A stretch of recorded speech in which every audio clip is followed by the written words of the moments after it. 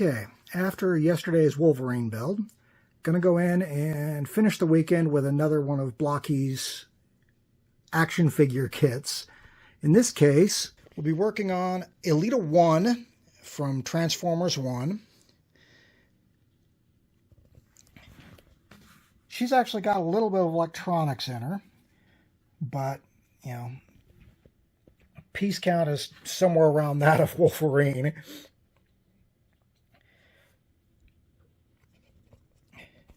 She won't transform, but, you know, I'm not expecting that for a $20 figure kit.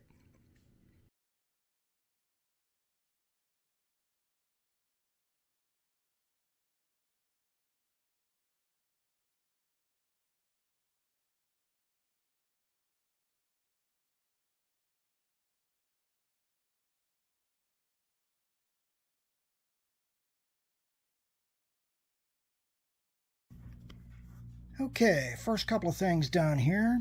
We've got her torso built.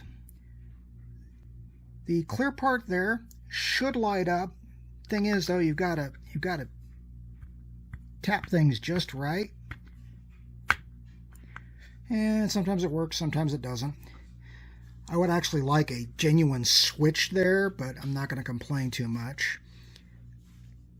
I like the fact that the silver parts and the pink parts, with the noted exception of the top of her head, are all individually molded. The base is also ready.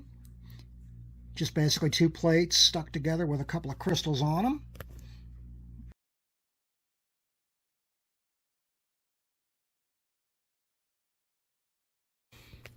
All right.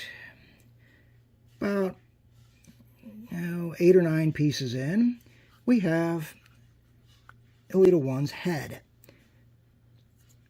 Got the blue piping in there to accept the bit from the light. Head will swivel as well as rock up and down. These are, I said it during the Wolverine build and I'll say it again, these are very well engineered kits, especially for the price point.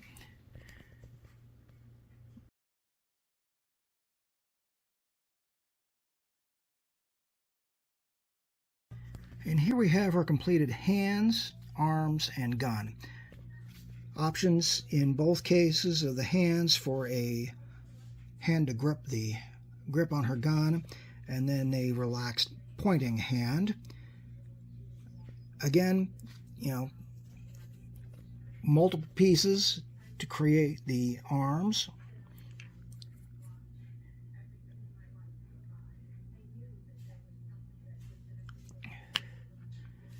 But, you know, like with Wolverine yesterday, assembly is going very quickly.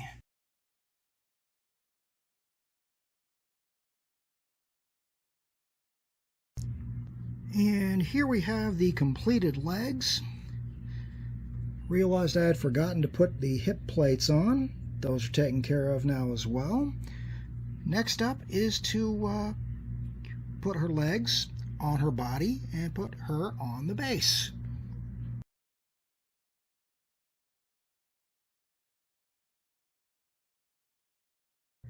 Okay, another fairly busy afternoon of the workshop, but like I said with the Wolverine video, I bought these Blokees kits basically to be quick builds, something to cleanse the palate, and so far I haven't been disappointed. Here we have the finished Elita One, as seen in Transformers 1. Very well poseable. I like the fact that her feet will lock into pegs on the base.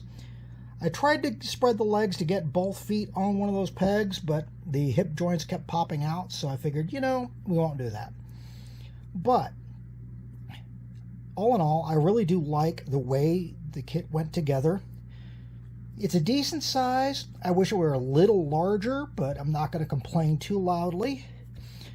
The lights in her eyes do work, but they are a trip and a half to try to get working, so I'm not going to bother trying.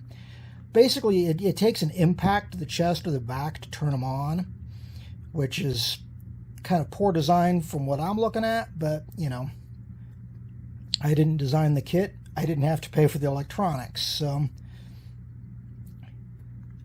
But, you know...